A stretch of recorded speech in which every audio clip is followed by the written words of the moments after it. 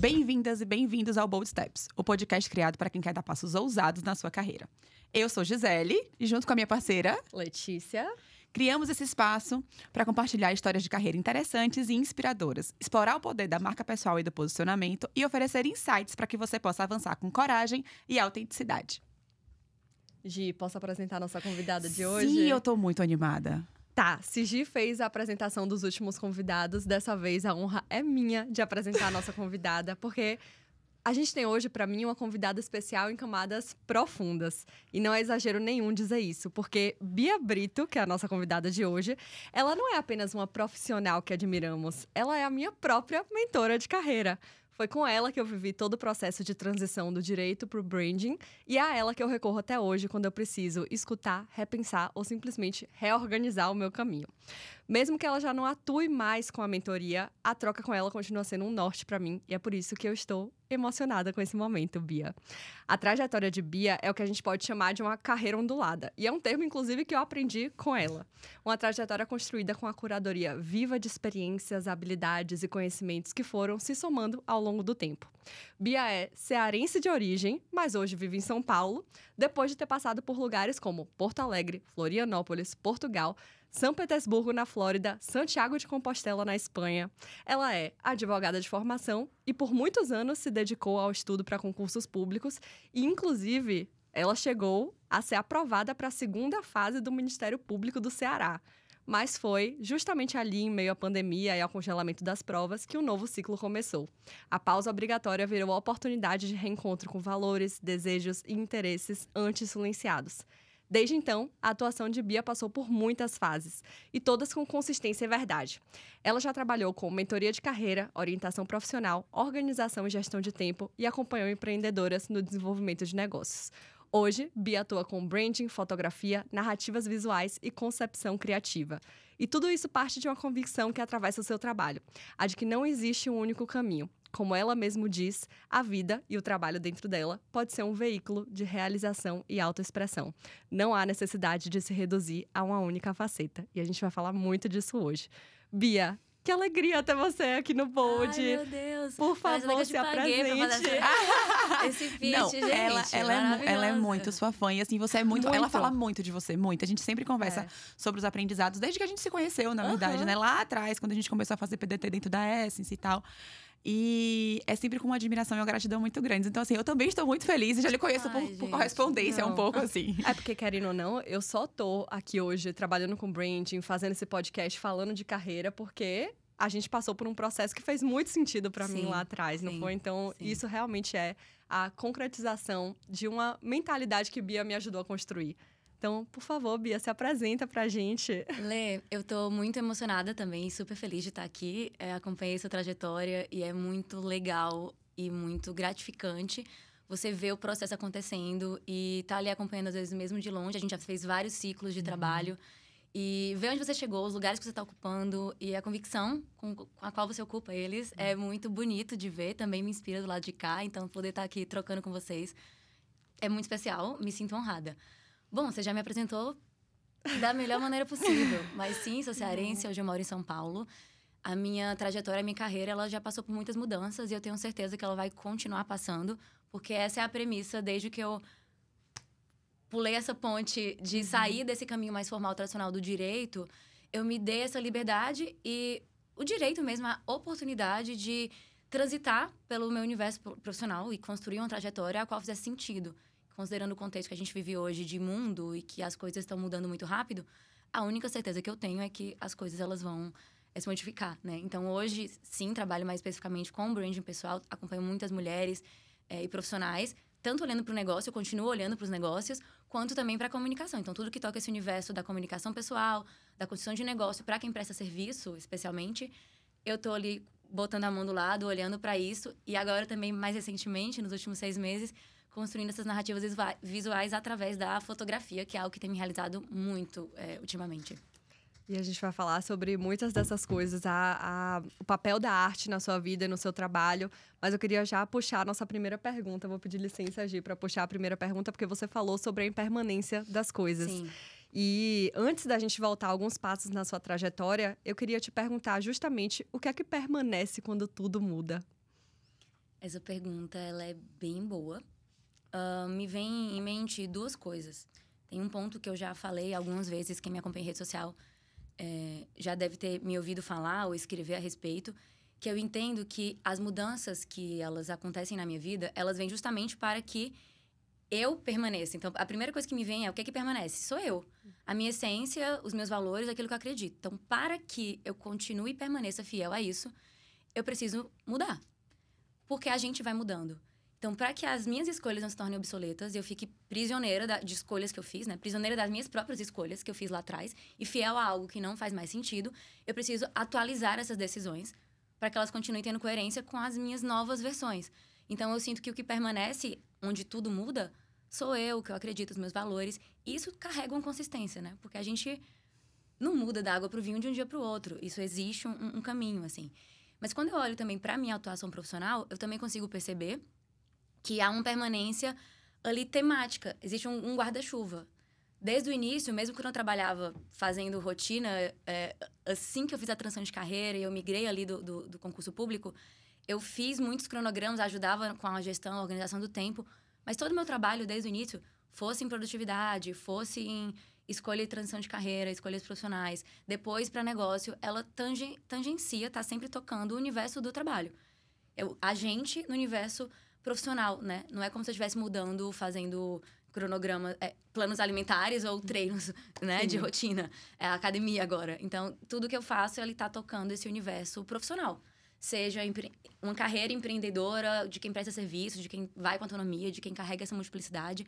Mas eu percebo que esse é um tema também que, mesmo mudando o formato, seja através da expressão da fotografia, seja... Porque mesmo a fotografia, ela parte, para mim, desse lugar que é a retratação e de um lugar de posicionamento também do universo profissional, né?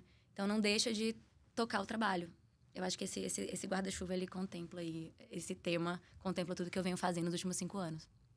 Perfeito. Ela já começou colocando um triplex na minha cabeça, mas eu vou seguir aqui. E, assim, pra mim, Bia, faz todo sentido tudo que você tá trazendo. Assim, você colocou em palavras coisas que eu acredito com muita veemência, assim. Acho que esse respeito à nossa essência, essa perspectiva do autoconhecimento, que é uma coisa que a gente fala muito aqui no Bold. Essa coisa do você se conhecer, se respeitar e entender como você vai se expressar, porque no final do dia a gente vai ter que trabalhar. Sim. O trabalho, ele tem que ser no mundo capitalista que a gente vive e tá tudo bem. Sim. Eu gosto desse mundo, tá tudo bem. E hoje, com a expectativa de vida que a gente tem, a gente teve um convidado nessa temporada que ele tem 71 anos, ele diz, não sei quando eu vou parar. Tamo indo. Então, assim, é uma coisa que a gente vai fazer por muito tempo também. E uma coisa que a gente falou muito na primeira temporada, se você não ouviu, escute. Era a coisa do pra sempre. A coisa do fazer para o resto da vida. A pressão que isso traz, né? A perspectiva de vou fazer isso pelo resto da vida. Gente, é o seguinte, vamos combinar que Leti tem 25, eu tenho 35. Meu resto da vida é pelo menos mais 50 anos. É muito Se tempo. tudo der certo, nada, né? Na CNTP, a média do brasileiro é 85, 87 anos. Eu vou fazer a mesma coisa por 50 anos. Sabe? Tipo assim, é isso que estão esperando pra gente. Então, assim, é muito o que eu acredito. E essa sua convicção, essa sua segurança de expressar assim, eu sei o que eu estou fazendo, ainda que eu esteja fazendo coisas diferentes, porque o que eu me importo no fim do dia é como a pessoa vai se expressar profissionalmente, porque ela vai precisar disso, e eu acho que isso é importante. Uhum. E como assim, pra mim, é importante, eu ajudo as pessoas a fazerem a mesma coisa. E isso se conecta muito comigo, mas muito em muitos lugares, porque eu digo, gente, trabalhar vai dar trabalho, não vai ser gostosinho o tempo inteiro, mas assim, você pode fazer disso algo que tenha significado pra você e que não lhe arranque pedaços. Que não sejam coisas que você faça e que você não se reconheça nas coisas que você faz. Sim. Então, essa coisa de você saber quem você é, o que pra você é inegociável e como você vai se colocar nos lugares profissionalmente, que marca pessoal é essa que você vai carregar em todo lugar que você for. E aí, a gente vai pra segunda pergunta. Você já mudou de cidade, de profissão, de formato de trabalho, de público. Qual é o traço invisível da Bia que nunca saiu de cena? Eu diria que essa busca por uma coerência, por integridade, assim, naquilo que eu tô fazendo. Parece bonito, e aí a gente tem esse discurso muito romântico do propósito, ou de buscar sempre um trabalho que faça sentido. Eu nem acho que isso é verdade e precisa ser verdade para todo mundo. Cada um vai colocar o trabalho numa função e num espaço específico na sua vida. Perfeito. Né? Mas... E o custo é alto. O custo disso é alto e eu sei o preço. Mas pra mim, não tem como ser de outra maneira. Então, eu acho que o traço invisível que eu carrego é essa busca por estar inteira e acreditar de verdade naquilo que eu tô fazendo, né? Não me trair, assim. Então, por mais que o custo seja alto, por mais que eu não esteja dançando conforme a música, porque o algoritmo muda, a cultura digital, a velocidade das coisas. Se eu permanecer fiel e atenta a como eu tô me sentindo, corpo mesmo, né? Satisfação, frustração, desejo. Eu sinto que eu vou seguir um caminho que é coerente. Então, essa é a minha principal métrica, assim. O traço invisível é: estou me traindo, eu tô sendo fiel ao que eu acredito, tô indo em direção ao que eu quero, ao rumo que eu tô buscando. Ou eu tô tendo que me adequar, me dobrar a algo que eu penso que eu deveria. Então, acho que o primeiro rompante foi um grande rompante. Essa foi uma das principais rupturas, assim, na minha trajetória, que foi a transição de carreira. Foi a primeira, assim, que você rompe com aquele projeto de vida e com as expectativas que as pessoas têm pra você. E desde então, eu tive várias. Quando eu olho pra trás, os últimos 5 anos, essa foi a primeira, a mais marcante, assim. Isso me trouxe um encorajamento e a convicção de que a vida é longa, a gente vai viver bastante. Eu adoro essa perspectiva do Saramago, que ele fala que a gente tem várias vidas na mesma vida. E eu olho isso com otimismo e com esperança. E, na verdade, nossa, que massa que eu vou poder viver várias vidas nessa temporada aqui. Eu tô atuando dessa maneira. Daqui a um tempo, talvez eu atue de outra forma. E que legal. Porque isso me empolga, na verdade, traz uma perspectiva de possibilidade. E não de desespero, porque eu não sei o que vai acontecer. Então, esse traço invisível talvez seja característica, um encorajamento mesmo. Uma coragem de permanecer fiel e continuar mudando, se reinventando o quantas vezes forem necessárias. Nossa, maravilhoso. É perfeito. E, assim, vão vindo várias lembranças pra mim do nosso processo. Eu lembro que, quando eu decidi que eu queria fazer uma mentoria de carreira, foi um momento que, assim, eu sabia que eu tava com muitas inquietações e que eu não ia conseguir endereçar essas inquietações sozinha. Sim. Eu precisava de uma profissional e, assim, mesmo em terapia... Na terapia eu tava trabalhando várias coisas. Eu precisava estar com uma pessoa que olhasse pra esse recorte da minha vida profissional comigo e mergulhasse nisso comigo. E minha mãe tem uma rede de muitas pessoas que são mentoras de carreira, porque ela tá próxima desse universo também. E eu falei pra ela, não, eu só quero mergulhar nisso quando eu encontrar a pessoa que eu acho que faz sentido pra mim. E eu lembro que o que me fez decidir por você naquela época foi porque, enquanto todo mundo trazia uma perspectiva de como é que a sua vida vai se adequar ao seu trabalho, você trazia uma perspectiva de como é que o trabalho pode se adequar na vida que você quer viver. Perfeito. Então, a perspectiva de botar a vida na frente do trabalho, né? O estilo de vida que você gostaria de viver antes de pensar no trabalho que você gostaria de realizar. E eu fui, gente, eu já contei isso antes, acho que até no episódio que eu me apresento eu contei isso. Eu tinha uma mentalidade de que a minha carreira ia ser um roteiro perfeito, assim. Eu ia terminar a escola, ia pra faculdade de Direito, ia fazer uma faculdade maravilhosa, ia estagiar, ia ser contratada, ia fazer uma pós-graduação, ia, né, ascender dentro daquele escritório, casar, ter filho. Então, assim, a vida perfeita. Até eu perceber que, no momento que uma coisa já não tivesse mais... uma coisa já saísse do script, o meu roteiro da carreira e da vida tinha desmoronado. Porque, assim... Pra mim, era só uma mera sequência de acontecimentos. E aí, foi que você apresentou pra mim esse conceito de carreira ondulada, Bia, que eu não consigo pensar em expressão melhor pra traduzir a sua trajetória e hoje a minha também, né? A que eu tô construindo. E aí, eu queria te perguntar, puxando esse gancho das carreiras onduladas e dessa sua multiplicidade, da vontade de viver várias coisas em uma vida só. Você sempre teve essa percepção de que não há necessidade de se reduzir a uma única faceta? Como é que você rememora o início da sua trajetória profissional? Nossa, não, eu não tinha essa percepção. É muito nítido pra mim que eu enxergava como se eu tivesse uma identidade fragmentada. Eram 2 universos que não se tocavam. Quando eu penso na minha trajetória, e aí a infância, a adolescência, tudo isso era integrado, a gente só existe. Então, eu sempre carreguei essa característica muito pragmática, executora, que sabe o que quer. Eu era excelente aluna, então... Eu não carregava aquele estereótipo também da pessoa que é só nerd e só estuda. Eu tinha isso, mas eu também era extremamente sociável, eu adorava esporte, eu adorava a dança, a arte. Eu me enfiava em todas as atividades extracurriculares, assim, da escola. E eu transitava nesses dois universos muito bem. Quando vai chegando perto do ensino médio, a gente tem que começar a escolher o que é que a gente vai levar a sério para a vida profissional. E aí, eu sinto que foi ali que isso começou a se fragmentar. Eu saí da dança, eu parei de competir, agora eu tenho que levar a sério. Agora a gente para de brincar de vida, de viver, e vamos levar a sério. E aí, eu escolhi o direito. Na época, eu tinha dúvida de jornalismo, psicologia, direito. O meu vestibular foi o último antes do Enem, e se instalar oficialmente. Então, a gente também escolhia o vestibular com base nas matérias da segunda fase. Então, não importa o que eu vou trabalhar ou como. Mas eu sou boa em história e português, vou fazer direito. Né? Sempre isso. Tamo junto. Sim. Eu queria fazer história, minha mãe fez, você vai morrer de fome. Eu fiz, ok, faço direito. Isso aconteceu na primeira temporada, assim, e é sempre o direito. Né? 3. Mas Quem é de humanas vai pra lá. Psicologia eu descartei porque eu não gostava de biologia. E era segunda fase, tinha biologia. E aí era tipo, nossa, não vou fazer biologia na segunda fase. Sem chance. Então, o peso do conteúdo do tema era muito grande, assim. É bizarro pensar nisso hoje. Que a gente não se perguntava, mas como que vai ser minha vida nessa atuação, nesse trabalho, né? O direito foi a fragmentação absoluta, né? Porque eu entrei numa coisa muito séria, muito rígida. E literalmente silenciei todo esse outro lado meu. Então, essa fragmentação, ela andou comigo pelo menos uns 10 anos. Era como se eu não legitimasse esse outro lado, não desse voz pra ele.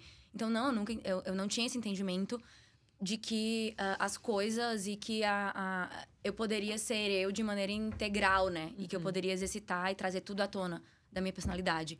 Isso foi vindo aos poucos e nem foi uma coisa pensada, na verdade. Eu percebo que um pezinho depois do outro, um caminho após o outro, quando eu fui abrindo camadas. Meu processo de transição, ele foi abrindo camadas e eu fui tocando partes que estavam adormecidas em mim. E aí, isso foi vindo à tona de maneira desenfreada. Então, não foi algo calculado, sabe? Agora eu vou trazer à tona tudo aquilo que eu sou. Não, isso foi acontecendo naturalmente. Até porque, lá em 2020, se alguém me dissesse, você vai trabalhar com fotografia, vai estar trabalhando com criação, super artística, eu ia dizer, tá maluca. Eu ia ter um surto, uma crise de ansiedade, pânico. Porque era muito distante da realidade que eu tava. Então, a minha mente nem alcançava aquilo como possibilidade. Sim, seria muito pesado pra mim alcançar aquilo naquele momento. Então, eu percebo que os nossos sonhos, eles também vão crescendo à medida que a gente tá preparado pra eles, assim. Pra encarar e se ver merecedora e digna, legítima de ocupar determinados espaços, né? Eu sinto que é um processo também nesse sentido. Excelente. Eu vejo você falando e é um pouco disso. Quando eu saí da faculdade, pra mim, eu tinha que advogar ou fazer um concurso e tal. Só que eu não fiz concurso porque, pra mim, sentar pra estudar horas e horas e horas e horas sem falar com ninguém era inimaginável. Então, eu vou pro mercado de trabalho, vai dar certo, eu vou crescer, eu vou me desenvolver e tal. E você fez o caminho do concurso, mesmo sendo muito comunicativa, muito artística, muito, muito, muito sensível. Uma pessoa que você percebe que, agora que tá integral, digamos assim, tem uma visão de mundo que é encantadora, assim. E não é sobre estimular a pessoa a não é do tipo, largue tudo para trás e vá viver da sua arte. Não é sobre isso que você está falando, muito pelo contrário. E você chegou a ser aprovada na segunda fase do concurso. Sim. Como é que você percebeu que aquilo não era para você? Não lhe cabia mais? E como é que foi a decisão de seguir por outro lugar e não seguir adiante naquela... Conquista, né? Porque as pessoas devem ter colocado muito isso como uma conquista. Tipo, nossa, que coisa Você já tá grande. Na segunda fase, agora é só... No meu estado. A oral ninguém perde, você vai continuar em casa. Foi muito difícil tomar essa decisão. Acontece, gente. Acidentes acontecem. Vambora. Foi muito difícil essa decisão. E olhando agora pra trás, é muito importante também... tudo a gente dá sentido e as histórias, as narrativas, olhando pra trás... elas se conectam de maneira muito mais fácil e óbvia. Mas na época, quando você tá vivendo, é tudo mais turvo e nebuloso, né? Com certeza. Tudo na minha trajetória, desde a transição de carreira, ela partiu, assim como eu falei agora da integração desses lados, não foi uma coisa extremamente calculada, no sentido de eu saber exatamente aonde aquilo ia me levar em 5 anos. Eu me permiti experimentar algumas coisas. Eu não parti da insatisfação do direito como matéria e tema.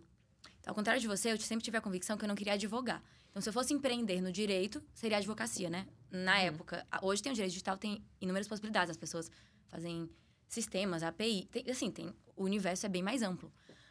Mas na minha época, ou advocacia ou concurso público. E eu tinha muito forte isso da carreira pública, da função social, a questão dos direitos humanos. Eu queria ocupar um cargo de poder como mulher e mudar o sistema judiciário de dentro para fora. Perfeito. Então, eu tinha essa coisa de propósito forte para mim. Então, dentro do direito, o que tinha sentido para mim eram esses cargos. Então, você tem que passar 3 anos estudando, ter prática jurídica, vamos encarar. Porque essa é a função. O concurso é o meio para que eu consiga exercer aquilo que eu desejo. E poder mudar as coisas. Então, aquela crítica de ter um judiciário machista, são homens brancos, velhos. E a gente precisa renovar isso. E ter mulheres ocupando lugares de tomada de decisão também. Perfeito. Então, eu tinha isso muito forte dentro de mim. O que me fez mudar e pensar, eu acho que eu não quero mais isso, essa causa não é a minha, foi pelo estilo de vida. É isso que eu falei pra Letícia, que é norteador das minhas escolhas, que é, esse trabalho cabe na vida que eu quero? Nesse momento, 2020, eu já tinha saído de casa há uns anos, eu já não estava morando em Fortaleza. E eu comecei a perceber que alcançar meu objetivo implicaria abrir mão da vida que eu tinha construído e de tudo que eu valorizava no meu estilo de vida. Porque eu iria perder a autonomia e poder de decisão sobre a cidade, o lugar que eu morava, porque eu não escolher. No concurso estadual, você vai para o interior e leva uns anos para chegar na capital. Mas eu também prestava concurso federal, então eu poderia morar em qualquer estado. E você fica anos ali até conseguir, uns 10 anos, pelo menos, conseguir voltar para casa. Antes da pandemia também não tinha um teletrabalho como se tem hoje. Então, também era um ponto muito forte essa questão da geografia, né? Onde que você vai estar. Então, eu entendi que a autonomia, para mim, de tempo, de escolha de trabalho, de rotina, de quem eu vou trabalhar, isso era muito inegociável. Eu não tinha me dado conta disso. E eu comecei a pensar que alcançar o que eu queria significaria perder tudo aquilo. E aí veio esse clique. Eu acho que eu não quero mais concurso. Eu não quero tomar posse. E aí perdeu o sentido. E foi engraçado. Eu não, tenho certeza que eu só me permiti repensar. Porque eu fui aprovada na primeira fase. Porque eu tinha um hiperfoco, assim, eu era muito focada. Era uma convicção. Naquele ano, 2020, eu entrei muito competitiva. Simulados e provas, eu já fazia de 80% a 90%. Eu entrei em 2020 sabendo que era só questão de tempo para eu romper a barreira da primeira fase, que tava nessa média de... A prova essa do MPCR, acho que eu fiz 88 de 100. Tava muito competitivo, assim. Então, eu sabia que era só questão de tempo de vir uma prova que se adequasse ao que eu tava preparada, assim. E a primeira prova do ano de janeiro já foi aprovada no MPCR. Eu sabia que era aquele ano. Então, quando a prova foi suspensa uma semana antes da segunda fase, a pandemia, o lockdown veio uma semana antes eu tava super preparada ali, prova discursiva. E a gente começou a se perguntar, será que é esse ano ainda? Será que ainda vai acontecer? Será que eu continuo estudando ou não? Eu ainda fiquei uns 3 meses no mesmo ritmo para não perder o conhecimento. E aí, a gente foi se dando conta que não vai ser 15 dias, não é só 3 meses. Talvez não seja mais esse ano essa prova. Esse espaço vazio me fez entrar em contato com o que mais eu quero fazer. Eu não vou parar de adiar meus planos. Estou cansada de adiar minha vida para quando eu passar. Porque agora eu nem sei quando é que vai ser mais isso. Perdi completamente o controle. Então, eu comecei a tirar sonhos da gaveta. Vou fazer uma pós em psicologia, como eu sempre quis. Vou estudar carreira e desenvolvimento humano, porque eu quero ser uma boa líder. Eu sempre associei isso à minha função dentro do Ministério Público ou do Judiciário, como juíza.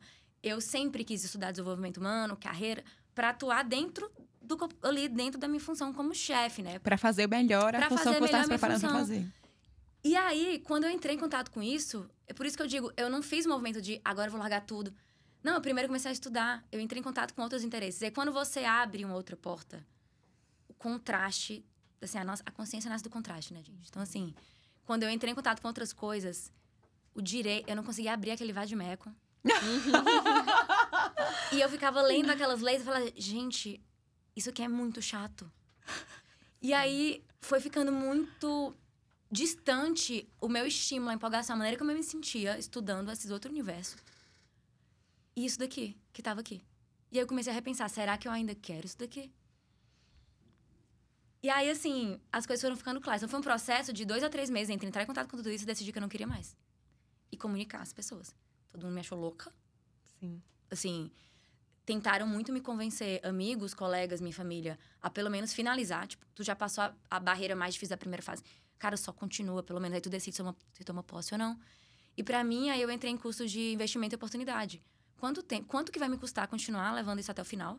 Só pra dizer que eu passei, se eu já sei que eu não quero tomar posse. Então vai me custar emocional, vai me custar dinheiro, Porque cada cursinho desse de prova oral é R$3.000. Vai me custar tempo, porque quanto mais tempo eu vou ficar dedicada a isso daqui, se eu já sei que eu não quero, isso é uma violência.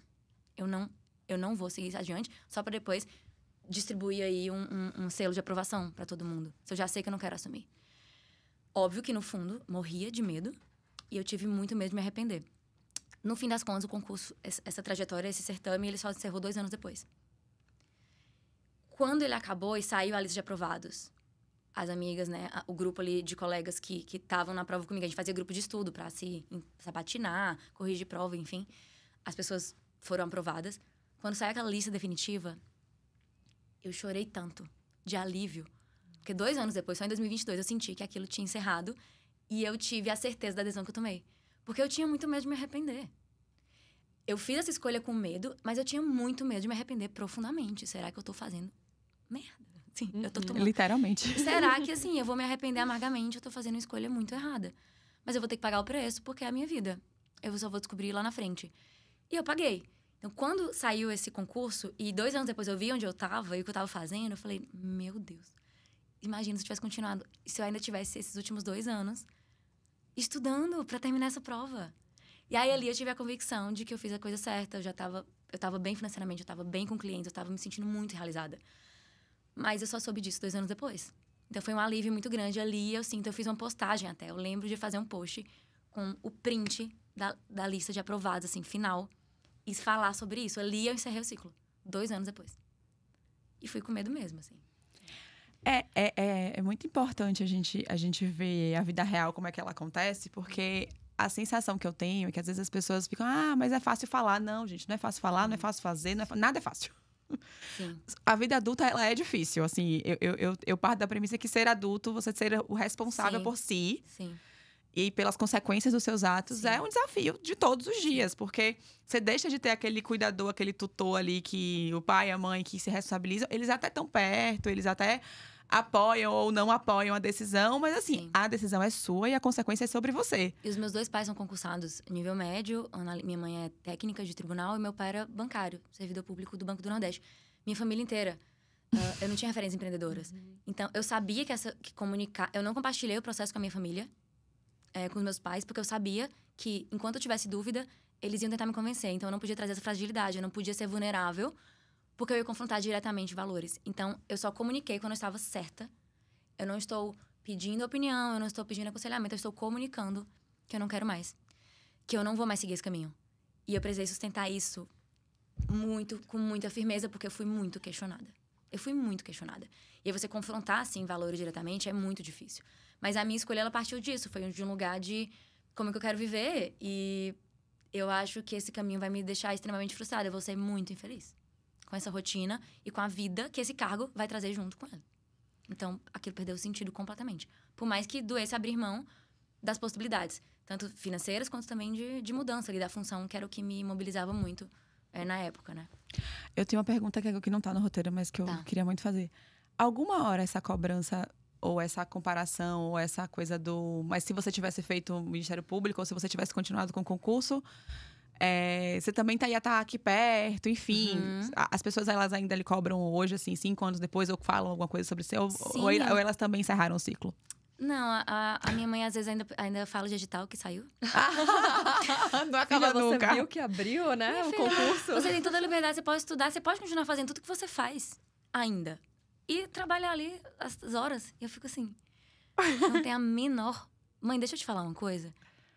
Eu não tenho a menor possibilidade de eu voltar pro direito e voltar a estudar para concurso público. Para eu assumir um cargo, eu preciso voltar a estudar. Não tem a menor possibilidade de eu retomar essa estrada. Assimile isso. Eu achava que era só comigo. Sim. Por isso que eu queria saber. Porque vira e mexe, minha mãe me manda um edital, ou alguém comenta ela ainda comigo. Comenta, mas digo, hoje gente, é de um lugar... Não me pertence mais. Hoje ela tem um lugar de admiração e orgulho. Depois de muito tempo, ela entende o que eu faço. E Sim. vê o sucesso, e vê ali você tá realizada. Isso que me importa, tá feliz. Mas eu sei que, por questão geracional e pela forma que foi criada, é mais difícil de conceber, assim... Será que não lhe daria mais segurança estar num formato mais institucionalizado? Né? Que lhe garantisse. Então, essa terceirização... Por que você não busca algo mais institucional, formal, para lhe dar uma tranquilidade? Você pode continuar fazendo isso que você está fazendo, mas pela busca de uma segurança que é uma necessidade dela e também que eu sei que é uma coisa de quando eu não estiver mais aqui, Isso. você vai estar solta e sozinha nessa vida tão incerta, né? E eu sei que isso causa angústia neles. Sim. Mas, sim, isso foi bastante questionado. Mas eu tinha muita clareza que não era algo meu. Então, eu não... Isso nunca me afetou muito. Não me colocava em dúvida. Não lhe mobiliza, Não né? me mobilizou, sim. Perfeito.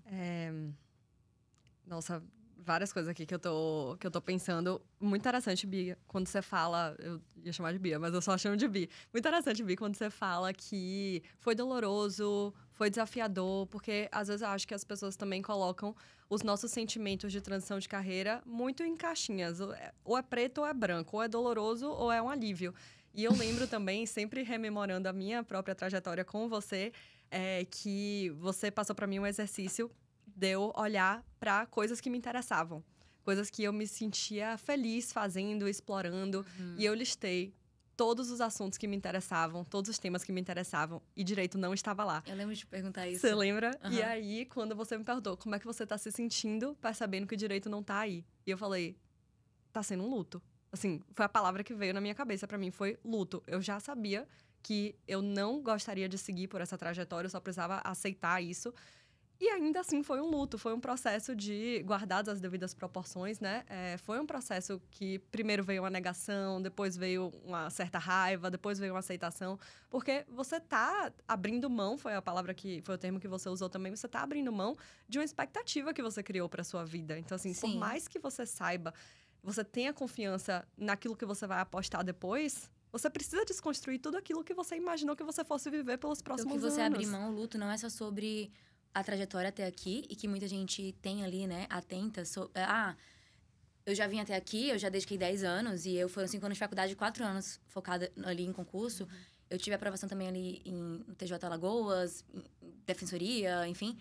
Mas não é só sobre o passado, não é só vim até aqui e tenho que continuar fazendo. É sobre todo um projeto de vida e de perspectiva que você criou na sua cabeça pra você mesmo.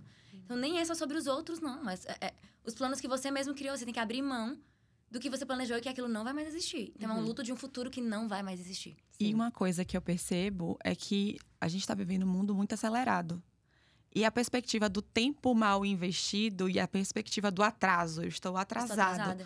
Todo mundo tá lá e eu vou recomeçar daqui e agora. E todo esse tempo que... A gente é super jovem. Eu tenho 10 anos, nós temos 10 anos mais a mais que Leti, quase. Sim. E a gente ainda tem 50 anos pela frente de expectativa. Super. E aí a gente olha pra esse tempo que a gente viveu e a gente olha assim... Não, mas eu perdi muito tempo e agora eu tô atrasado. O que é que eu vou fazer? Como é que eu vou recomeçar do zero agora? E além do luto, de você abrir mão do que você pensou pra você... Vem a coisa da inadequação, da insuficiência, como é que eu vou dizer para todo mundo agora que eu vou recomeçar tudo de volta? Porque nós somos animais sociais e a gente se preocupa. Claro. Por mais que a gente tenha muita autoconfiança e tudo mais, em alguma medida, eu acredito que todo mundo tem aquela coisa, eu não vou falar enquanto eu não estiver segura, porque eu não quero que ninguém tente me dissuadir da minha posição. Então, assim... São sentimentos muito legítimos do processo de quem tá transicionando carreira. Eu acho que tem uma virada também, porque é muito importante. Sempre que eu falo da transição de carreira, eu gosto de contextualizar que eu vim de um lugar de muito privilégio, de apoio familiar, de tudo, para conseguir fazer essa escolha, né? A gente não pode desconsiderar o planejamento financeiro, tá? Beleza, quem vai custear essa mudança, né? Sim. Então, esse é um recorte muito importante de ser feito, mas porque tem pessoas que... não tem a possibilidade de fazer essa escolha e precisam submeter e passar muito tempo coordenando algumas coisas para que isso seja possível, e cada um parte de um lugar, mas existem muitas pessoas, eu tenho amigos que passam de uma realidade que também podem, mas a pessoa não se autoriza. Então, quase você deu uma virada de chave que mas eu posso escolher? Porque as travas e as dificuldades, os muros, eles são emocionais. Sim. Expectativas, julgamentos, dívida, porque é a minha família, e a pessoa acha que ela vai vivendo numa prisão com autonomia extremamente limitada, como se ela não tivesse poder de escolha, mas ela tem. Então, isso incomoda. E o meu movimento de mudança incomodou muitas pessoas. As pessoas me falam isso até hoje. Eu precisei parar de te acompanhar, porque os teus movimentos botavam luz nos meus, e aquilo me incomodava, eu não queria olhar para aquilo. Porque você está incomodando a pessoa. Sim. Porque acaba destacando assim, se ela tá fazendo isso, teoricamente, eu também poderia. Então, as minhas queixas, elas não têm mais lugar. Por que eu não tô fazendo nada a respeito disso? Acontece muito. É isso. Acontece com frequência. É raro, mas acontece com alguma frequência. Você postou um episódio de um... Você teve um podcast, né? A gente tava falando sobre isso antes. E você postou um episódio que você fala sobre isso. E eu lembro que eu te mandei uma mensagem falando assim... Nossa, você tocou num ponto que pra mim, assim... É uma ferida que tá aberta. Ver que o que pra mim tá sendo tão... Nossa, todo mundo com certeza vai entender o que eu tô fazendo. Vai achar legal. Não, muita gente vai se incomodar com esse processo. Então, assim, você tem que se blindar muito também, né? Em relação a isso. E eu quero trazer aqui também isso que a Bia falou. Não é só... o outro, como o outro tá olhando pra isso, muitas vezes são as nossas próprias amarras, porque aí eu faço um contraponto de quem teve pais que são muito tranquilos. Assim, meus pais, e Bia acompanhou isso, e você vê muito isso também, Gi. Era assim, ok, forme, vá fazer o que você quiser, tá tranquilo. Eu lembro de ter preparado, eu ensaiei na terapia o discurso de como eu ia falar pro meu pai que eu não gostaria de fazer OAB, porque eu já tava trabalhando com branding. E eu ensaiei. Eu fiquei tão nervosa no dia. Eu saí da minha colação de grau, entrei no carro e falei: pai, tem uma coisa pra te dizer. Não vou fazer OAB. Ele virou pra mim e falou: tá bom. Então, assim, muitas todo vezes... aquele sofrimento. A gente é muito bom isso. Era só isso. Todo aquele sofrimento. E aí, ouvindo você, Gi, eu fico pensando... Realmente, assim, ainda que talvez você tenha todas as possibilidades, você não se permite. E é o que Bia tá trazendo aqui também. E assim, a gente tá falando aqui de uma transição que foi um 180. Saiu de um ponto para outro ponto completamente diferente. Mas eu percebo, e aqui muito da minha vivência com mentoria de carreira, que as pessoas, elas se sentem inseguras de mudar de emprego, às vezes. De mudar... Eu amo o que eu faço, mas essa empresa não faz mais sentido para mim. Aí eu digo, e quais são as outras empresas do mercado? Não, assim, tem essa concorrente que é mais próxima, mas o que você faz cabe em outra empresa de outro mercado? Gente, deixa eu te dizer, você pode continuar sendo RH, da área fiscal, da área contábil. Você pode continuar fazendo o que você faz, que é uma outra demanda até que os ouvintes do Bold buscam. É entender assim, vocês trazem muita gente que fez coisas diferentes e foram da água para o vinho, digamos assim. A gente queria ouvir mais gente que faz a mesma coisa, tá ali satisfeito, vivendo aquilo, e se aprofundando naquilo, e crescendo naquilo. É que muitas vezes, esses exemplos extremos, digamos assim, são aqueles que mostram, assim, dão um choque na pessoa. Tipo, ó, se a pessoa conseguiu ir da água pro óleo, e da água pro vinho, não é possível que eu não consiga ir da água pro suco de laranja. O que a gente quer mostrar com esses extremos, na verdade, é possível. Então, assim, eu pego muito... Eu nunca esqueço uma cliente que eu tive, que ela fez assim... Eu não dou conta mais desse lugar e tal. Eu quero muito ir para São Paulo, eu quero muito sair de Salvador, eu quero expandir meus horizontes, mas eu não sei nem por onde começar. Aí eu fiz assim, a primeira coisa é você saber se você consegue juntar dinheiro, porque São Paulo é cara. Sim.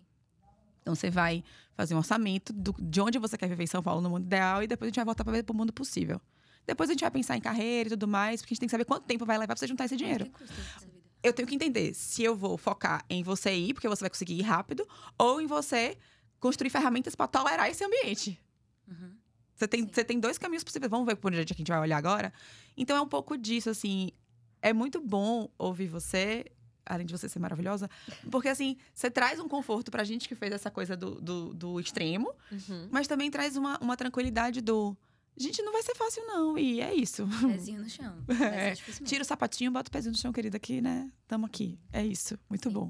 Vamos falar de arte, gente? Ai, adoro. Ela adora falar sobre isso. Gente, tá tendo Indie World aqui em São Paulo. Eu tô doida pra ir ver. Eu fui no dia que estreou. Tá maravilhosa a exposição. Eu tô louca pra ir.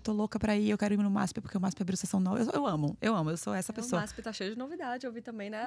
Fez rebranding. A publi do MASP tudo agora. Amei. Momento cultura. E eu sou, só um parêntese, eu sou a mãe que leva... O povo diz assim, crianças e museu não combinam. Eu faço... problemas de quem acha que não combina. As minhas crianças vão pro museu. Mas criança não gosta. Eu faço, elas vão gostar de tanta elas irem. Mas tem que expor a criança, gente. Como que vai gostar se nunca conheceu? Olha, a primeira vez que eu fui no museu com meus filhos, eu achei que eles iam derrubar o museu embaixo. Hoje em dia, eles param e ficam... mãe, esse é diferente daquele. Eu digo, filho, o que é que você achou desse? O que é que você achou daquele? Por que você gostou mais desse? Então, assim, é você trabalhar também os olhares. Porque num mundo tão acelerado, tão cheio de tela, eu acho que a gente esquece de explorar também as oportunidades que a gente tem. E aqui, fazendo publi de Salvador tá com 11 novos espaços culturais. Legal. abertos e as pessoas… quarta-feira tem ingresso gratuito para os museus de Salvador. Por quem conta não da sabia Prefis. disso. Aqui uma propaganda da Prefeitura de Salvador maravilhosa, mas enfim.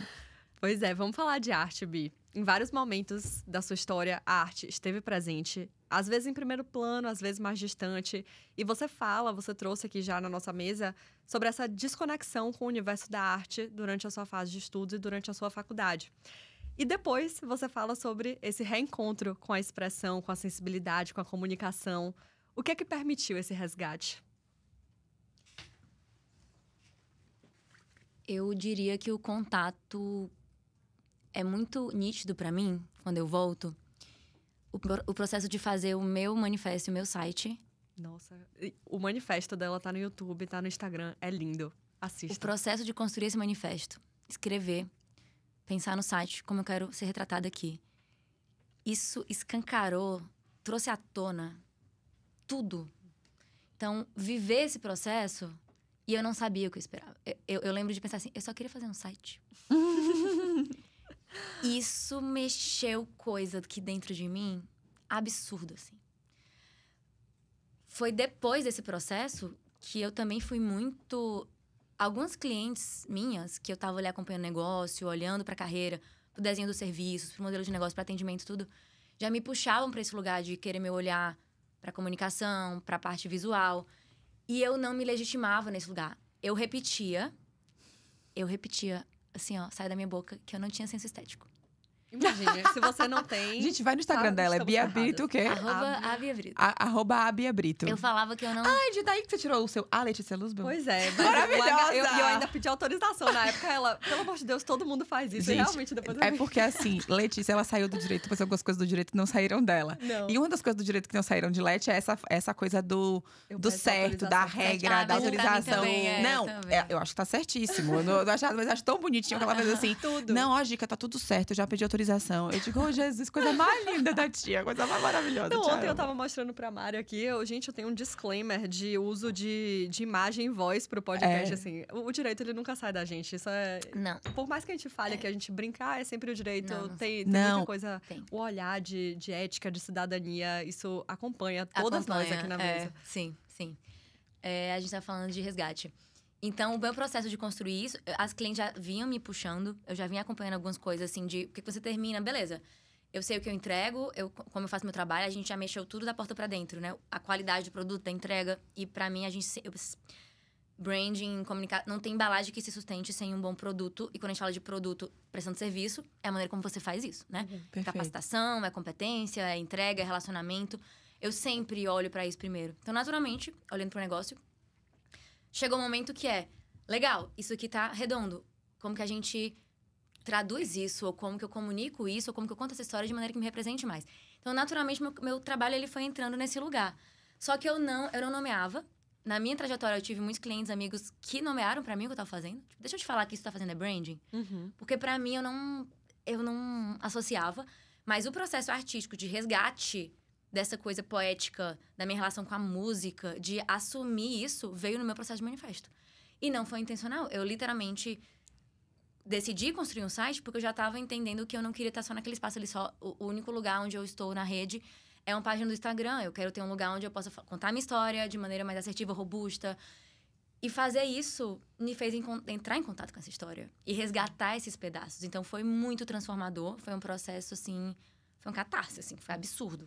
Eu abri uma caixa. Eu destampei, assim. Falei, pronto, agora não tem mais como voltar atrás. Sim. E é Isso foi 2023, tem 2 anos. É simbólico porque no vídeo do seu manifesto tem um momento que você tá com vários papéis jogados assim, né? Várias anotações e você falando. Me veio essa cena na cabeça. Parece justamente isso. Você no meio de tantas coisas e finalmente se vendo e se encontrando e liberando essa arte, né? Sim. E é muito interessante também que não é só o visual não, tá, Gi? Bia é maravilhosa em fazer playlists. Ela tem várias playlists no Spotify. E eu fiz o roteiro ouvindo a playlist. Porque eu gosto muito quando eu sei qual é o estilo musical da pessoa que a gente vai entrevistar. Parece que eu consigo entra nesse universo, sim. No universo dela, exatamente. Essa é super sinestésica. Super. Ela, o cheiro… Não, a gente esqueceu, inclusive, o cheirinho do… Tá na minha mala, eu não trouxe. A gente tem o cheiro, é Vanilla Bourbon. O cheiro do Bold. Do Bold. É. Vamos lá. E assim, você falou que você… outras pessoas nomearam pra você, né? Então, assim, era Sim. como se você estivesse se sentindo desautorizada a fazer aquilo, de assumir que você faz o branding, que você trabalha com isso. Porque, assim, hoje você trabalha com branding, narrativas visuais, fotografia. Como é que esses universos que pareciam tão opostos passaram a integrar esse seu trabalho? Foi, como você falou, foi muito natural, né? Ele veio de forma natural. Tem uma coisa que... vamos ser muito honestos aqui, né? Vamos trazer muitas doses de realidade. Bom, gosto. O processo, assim como foi da transição de carreira, da decisão, não quero mais o direito, assumir determinados espaços também tem uma carga. No meu caso, não tinha a ver com culpa. Eu tive muito cliente, amigas, que tinham esse sentimento de culpa de... Nossa, eu dediquei todos esses anos, ou minha família apostou, investiu no meu estudo e agora eu vou largar tudo isso. Eu não carreguei essa culpa de maneira nenhuma. E a palavra pra mim não é desautorização. Porque essa coisa da autorização é como se tivesse que vir de fora, né? Uhum. E a autorização, ela vem... É muito interno. Pra mim, a palavra que traduz mais o sentimento que eu tinha era de inadequação e uma coisa de legitimidade. Eu me sentia inadequada pra ocupar determinados espaços, como se eu não tivesse o direito mesmo. Ou não habitasse o meu imaginário. Eu falei no início da nossa conversa aqui que a minha cabeça, a minha mente nem alcançava. Eu não sabia nem que isso era possível e estava posto pra mim como uma possibilidade. Trabalhar com fotografia, ter um posicionamento, uma existência mais poética, onde as pessoas me enxergam nesse lugar e me buscam pela minha sensibilidade, por esse olhar e por esse recorte. Isso não habitava o meu imaginário, não era nem possível. Então, não era que eu não tinha autorização... eu acho que eu não tenho autorização pra ir pra lá. Não, eu nem entendo como possível. Sim. Nem é legítimo pra mim. A minha cabeça, ela nem alcança como possibilidade. Porque esses espaços nunca estiveram disponíveis pra mim. Na minha trajetória. Não de onde eu vim. Vindo de onde eu vim, você não tem relacionamento, você não é ninguém, né? Não tem QI, quem indica, como os meus pais. Eu cresci com esse discurso de gente como a gente tem que estudar e fazer concurso, porque é a única maneira de ascender. Ascender na vida. Uhum. A gente não tem parentes ricos, a gente não conhece as pessoas, não vai ter indicação. Você tem que sentar a bunda e estudar e conseguir pela própria competência. Então, não era um espaço que estava disponível. Sim. Então, existe uma questão emocional e social também, de função de não se sentir inadequado nesse espaço, entender que, nossa, mas eu posso também ocupar aquilo, mas não se sentir errada. Ou, não sei, é como se... Tá, eu tenho uma capacidade, existe a demanda, as pessoas estão me solicitando, então isso significa que eu posso começar a construir, né? Sim. Tá, e aí você começa a se autorizar. Então, no meu processo, o exercício de praticar antes de nomear, ele aconteceu desde o início. Então, antes de eu conseguir nomear as coisas, porque como que você chega lá e fala, oi, gente, eu sou fotógrafa, me contratem? Você tem que bancar muito esse título, sendo que eu tô começando a clicar agora. Então, na minha trajetória, emocionalmente, sempre foi mais confortável começar a fazer as coisas. Pra depois entender e nomear, e aí eu empacoto aquilo de outra maneira. Deixa eu entender primeiro o que é que eu tô fazendo, se eu vou querer continuar seguindo. Então, essa autorização e autopermissão de me colocar nos espaços, eu sempre me dei. O passo mais difícil era nomear e assumir isso publicamente. Tá, eu estou fazendo isso, bancar, assim. É isso que eu tô fazendo, empacotar, assim. Foi um caminho mais tortuoso, assim. Inclusive, esse lugar da fotografia também, né? Sim. Sou artista, sou fotógrafo. Isso carrega um peso, porque vem com rótulo e vem com entendimento. Então, é legítimo? Eu caibo nesse espaço? Então, foi mais pra esse lugar, assim. A inadequação, ela veio muito forte muitas vezes. E é um processo que você começa a assumir, assim. Eu acho que fica mais fácil quando você vê o resultado e você se vê fazendo aquilo. Porque aí eu tenho repertório prático, não é só teórico. Não é só, eu quero ser isso, então vou estudar e fazer. Não, olha pra trás, já tem 1 ano, eu já fotografei 10 pessoas, eu já fiz não sei o quê. Então fica mais fácil você legitimar esse espaço quando você se vê já ocupando ele, de fato. Sim. Isso ressoa completamente com a gente, né? Meu Deus, gente, assim... Até, só um parênteses, porque a gente tá... O que costuma legitimar uma profissão? O diploma, né? Foi assim que a gente foi ensinado. Então, assim, a gente se formou em direito. Um papel escrito, isso legitima que eu atue. Exato, 5 anos de direito, saí com o diploma, não estou nem apta à advocacia. Eu estou apta a dizer que eu sou bacharel em direito, mas isso me diploma. Isso me ratifica, né, na sociedade. Sim. Aí você tem uma OAB, você tem um pedaço de plástico, isso Te me legitima autoriza, sua atuação. me legitima a minha atuação enquanto advogada. Quando a gente vai para o campo da fotografia, do Quem branding, que diz da, quem é da fotógrafo ou não? gestão de carreira, isso fica tão mais turvo, as coisas são tão mais complexas, assim, em que momento, né? O que é que legitima? Isso é muito difícil. E é muito... A sua fala, ela traz pra mim não só um conforto e um quentinho no coração. Teve um episódio da gente aqui com a Karine. Que eu fiz assim, ai, cara, eu não sei se sempre eu consigo dar o nome, assim. Porque ela fez assim, que a gente tem que... Porque ela é mentora de carreira também. E na perspectiva dela, a gente tem que dizer o que a gente faz, o que a gente quer fazer e tal. Colocar um nome naquilo para que as pessoas reconheçam aquilo que a gente tá fazendo. Eu fui o caminho completamente Exatamente. E pra mim, sempre foi muito mais confortável eu fazer... descrever o que eu estou fazendo e a pessoa entender se aquilo que eu estou fazendo faz sentido para ela ou não. Porque assim, ó, o que é que eu faço? Olha, eu olho, para eu me sentir confortável para dizer, eu sou mentora de carreira, Levou um tempo. eu já tinha feito com algumas pessoas os processos, ainda, mesmo pagos, inclusive, mesmo sendo remunerada para aquilo.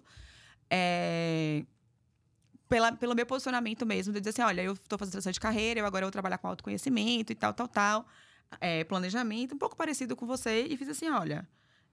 Vamos lá. As pessoas começavam a me perguntar e dizer, vamos marcar uma reunião? Vamos marcar um papo pra entender o que é que você precisa e tal? Sim. E aí eu ia fazendo. Só que eu não nomeava aquilo, eu não expressava aquilo daquela forma. Aí depois eu entrei para trabalhar numa consultoria em brand, que foi onde eu conheci Leti. E lá eu tinha muito esse lugar, esse cuidado de olhar para as pessoas, de cuidar das pessoas. Mas eu também amava olhar para os negócios, olhar para cuidar dos clientes e da perspectiva da experiência dos clientes. Então, assim, qual é a narrativa que você quer contar? Como é que a gente vai fazer? Você já pensou sobre isso? Já pensou sobre aquilo? E eu também não tinha uma posição. Era engraçado que as meninas daqui faziam... Eu não sei exatamente qual é o papel de Gica aqui. Era muito engraçado. Qual é o cargo dela aqui? Porque eu não tinha um cargo. A gente, a cada 6 meses, a gente mudava meu cargo no site ou no LinkedIn. Era muito engraçado. Sim. E tinha aquela angústia do nomear, de qual era o meu lugar e tal. Mas, ao mesmo tempo, elas sabiam exatamente qual era o tipo de problema, que era o tipo de problema que eu resolvia. Sim. Mas é porque a gente volta para aquela primeira pergunta. O que é invisível que permanece? Para mim é a Isso. subjetividade. Isso. Perfeito. Então, o que permanece, o que conecta com as pessoas é a minha subjetividade. Então, as coisas são mais vagas mesmo, é mais abstrato mesmo. Eu não quero a pessoa que chega e vai olhar para o meu site ou para o meu trabalho e comparar como se fosse um currículo de um curso de pós-graduação e o que é que eu vou me beneficiar tecnicamente. É mais subjetivo mesmo, é mais poético mesmo, é mais abstrato mesmo. Então, eu também segmento e paro de falar, eu sou advogada. Nesse momento da transição de carreira, eu também rompi com esse lugar identitário do sou e sim, eu faço. Uhum. Então, quando eu vou falar sobre o meu trabalho, eu falo, eu trabalho com... Tenho projetos assim, e não eu sou fotógrafa, sou consultora. Eu não assumo o ser, eu faço, eu trabalho com. Então, não é sobre quem eu sou, é sobre o que eu faço e o que eu entrego enquanto projeto e resultado. E aí, isso se descola um pouco da minha identidade enquanto essa função, né? Enquanto esse cargo. Porque eu entendi que não tem necessariamente. E assim, eu sinto que é uma resistência nossa também de quem trabalha dessa forma, porque o tempo todo não é só o diploma que legitima. Aí eu volto, né, para as questões da vida civil. Você chega num lugar, qual é a sua profissão? Aí teve uma vez que eu falei, bacharel em direito, a mulher não tem essa opção. Você é advogada? Eu não. E agora? Você é o quê? Aí eu, consultora. Aí outra vez eu falava, comunicadora. Aí tanto que agora, né, eu entrei na sociedade de uma empresa. E aí a primeira mensagem que eu mandei para minhas amigas foi, amigas, agora eu tenho que responder. Eu vou responder empresário, porque até então, assim, parece que Mas em formulário, assim, tipo, de cartório, eu boto empresário. É. Quando tem uma linha, Eu assim, também. Sim, pois é. reduz, Então, assim, tudo. eu sinto que é um ato de resistência Empreender também a vida nossa, também né? empreender, meu povo. É, Aceitem verdade. isso. Total. Uma coisa que você falou que eu queria pontuar só, que assim, você fazia dança e sempre foi muito, muito artística e meio que brecou ali para poder Sim. viver a vida adulta, Sim. como se a vida adulta Sim. não coubesse essas coisas. Sim. E também eu percebo que tem uma camada de pessoas que elas dizem assim, mas eu não quero transformar o meu hobby em trabalho. Não é isso também que a gente tá defendendo, tá, gente? Só Sim. para deixar muito claro. É muito sério a coisa do entender o que reverbera em você e o que você Sim. quer fazer e que faz ter sentido e como você se expressa, do acreditar que vai virar um tenista profissional porque você Sim. gosta muito de jogar tênis. Não é essa a ideia. Ou vai virar uma fotógrafa porque você gosta de tirar foto Sim. dos seus filhos. Porque a gente também tem que ter os nossos Tem que ter. hobbies e as Aham. nossas coisas que nos deixam leve. Qual é o hobby de Bia Brito? O que é que Bia Brito faz pra desaluviar, assim? Como hobby, eu traria o esporte. muito, assim, a vida inteira, desde pequena. Então, eu dançava competitivamente, mas depois foi virando... Eu nunca não fiz um esporte. Então, isso sempre teve essa caixinha do hobby pra mim. Entendo hoje como muito formação identitária também, de disciplina, foco. Eu acho que foi muito importante. Mas até hoje permanece. Ainda que seja numa função, um yoga, uma musculação, pra mim isso faz parte, assim, eu não consigo abrir mão. Literatura também, adoro ler. Então, isso também é uma coisa que compõe ali. Eu quero voltar pra música, uma coisa que... Quando eu era mais nova, já cantei em corais, eu fiz aula de piano, eu larguei ali aos 10 anos também. Eu gostaria de voltar, ainda não tá no meu cotidiano. Mas isso é uma coisa que eu gostaria de resgatar também. Mas acho que eu diria que as coisas principais, assim, é literatura e esporte. São meus 2 principais hobbies. Mas eu sou uma pessoa interessada na vida em geral, assim. O que não carrega ir ao teatro, ir a museus... Vamos fazer uma noite de pintar e tomar vinho. Vamos, bora. Vamos fazer uma trilha, bora. Bora. Da última vez que eu estive aqui, você me levou para uma exposição de fotografia, você lembra disso? Lembro. Pois é. Exatamente. Então, eu não sei se isso se caracteriza como hobby. Eu não sou tanta pessoa dos trabalhos manuais, que tá muito na moda hoje, assim. Sim. Eu acabo indo muito pro intelectual, mas pra mim rompe quando eu não tô estudando, assim. Então, eu ler literatura em vez de livro de negócio já caracteriza essa diferenciação. Vamos pro romance? Não quero... ler nada de autodesenvolvimento, autoajuda, nem de negócio ou de marketing. Aí, pra mim, é o que caracteriza o que é hobby. Né? Eu senti um pouco isso em 2021. Eu falei assim, gente, eu só leio livro técnico. Eu preciso voltar a ler a história do povo, assim, sabe? Uma coisa... Ficção. É uma ficçãozinho, um drama. Imaginário, um drama, isso. Um negócio. Isso. A música, pra mim, entra... Eu sou uma pessoa que consome música como hobby também, não é só pano de fundo. Tipo, às vezes eu paro e a atividade é ouvir música. Tô sentada ouvindo música. Então, acho que eu seria uma pessoa que adoraria, por exemplo, curtiria muito ter ali vinil, essa coisa mais artesanal de colocar o disco, ouvir completo ali o álbum. A música como atividade que basta por si só. Isso tem na minha vida também. Isso do vinil é muito interessante. Eu entrei numa loja de vinil em Londres que tinha muitos maravilhosos, assim, e era separado por... E eu descobri uma dessas em Salvador, lá no Rio Vermelho. Tem. E aí, você escolheu o disco pra você ouvir. Não é aquela coisa do algoritmo te indicando uma música. É você parar... olhar o cantor, ver as músicas que estão naquele disco, se sentir curioso de ouvir aquelas músicas naquela versão. É outra história. Fotografia hoje é trabalho, mas também continua sendo hobby, porque quando eu viajo, eu conto na vida, é um lugar completamente livre pra mim. E é um exercício de ali, a fotografia, eu entro num estado de flow, que o esporte também me traz, alguns esportes específicos, que é absurdo, eu esqueço de mim, eu esqueço. Eu entro ali no processo. Então, sair na rua, eu e uma câmera, numa viagem, é uma coisa que basta por si só, não preciso de mais nada. Ela ocupa, assim, é um espaço que ocupa mesmo. E me realiza muito. Ai, incrível. Bia, uma coisa que sempre me impressionou muito é a fidelidade dos seus clientes. Tanto que a gente falou aqui, poxa, eu fiz a mentoria de carreira com você, era 2022, e desde então a gente já passou por vários ciclos de trabalho diferentes. Eu olho hoje o que você chama de a sua galera, e eu fico tipo, gente, é a mesma galera de 2022, com novas caras, mas assim, as pessoas vêm, as pessoas ficam, independente do que você tá fazendo. E eu lembro que em um dos episódios do Bold eu falei assim, minha meta é que se amanhã eu vire pras pessoas e fale assim, decidi fazer amendoim artesanal e vender isso. As pessoas queiram comprar de mim porque elas já confiam, né? No que eu entrego e tudo mais. Sim. E, enfim, tem gente que tá com você desde a época de mentoria de organização e carreira e segue com você hoje numa atuação completamente diferente. O que é que você acredita que sustenta esse vínculo tão forte com a sua galera, com quem te acompanha? E o que é que, na sua visão, faz com que essa confiança seja construída e mantida ao longo do tempo? Tem alguns pontos para elencar aqui. Essa resposta ela não é simples e ela não é isolada, né? Também não é um fator só. Eu vejo que é uma coisa bem, bem múltipla, assim, bem complexa. Mas eu vou começar falando do negócio, da maneira como eu ocupo ali o negócio, né? Então, do contrário de pessoas que eu conheço, hoje há alguns modelos de negócio onde você tem uma proposta de valor, você presta um serviço e você precisa estar sempre tendo novos clientes para prestar e propor essa mesma solução. Então, é óbvio que esse público, essa audiência, precisa estar se renovando de maneira contínua. Às vezes, esse tempo que o cliente fica com você, ele é mais extenso, esse ciclo, às vezes mais curto. Então, vai depender da sua estratégia, de como você presta seu serviço e faz o seu trabalho. No meu caso, eu tô em constante mudança e evolução também. Então, eu acho que uma característica muito importante é por que as clientes e as pessoas permanecem tanto tempo comigo? Eu, continuamente, tenho coisas novas a agregar e acrescentar.